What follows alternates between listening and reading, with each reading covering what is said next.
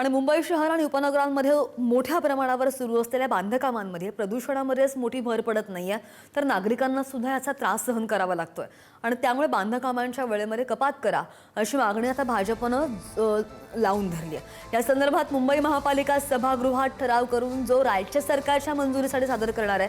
मुंबईमध्ये बांधकाम प्रकल्पासाठी सध्याच्या ध्वनी प्रदूषणाचे नियम आहेत, त्या नियमांनुसार पहाटे 6 वाजल्यापासून रात्री 10 वाजेपर्यंत या वेळेमध्ये बांधकाम करण्याची परवानगी आहे। पण विकासक आणि कंत्राटदार अशा विहित वेळेनंतरही आपली कामं सुरूच ठेवतात आणि मग परिणामी त्यामुळे शहराच्या प्रदूषणामध्येच वाढ होत नाही, तर आरोग्य विषयक समस्यांना सुद्धा नागरिकांना सामोरं जावं लागतं आणि त्यामुळे बांधकामांसाठी सकाळी 7 वाजल्यापासून तर संध्याकाळी 7 वाजेपर्यंत परवानगी देण्यात यावी अशी मागणी भाजपच्या ज्येष्ठ नगरसेविका माजी उपमहापौर अलका केरकर यांनी केली आहे, ज्यावर लवकरच अंमलबजावणी सुद्धा होणार आहे।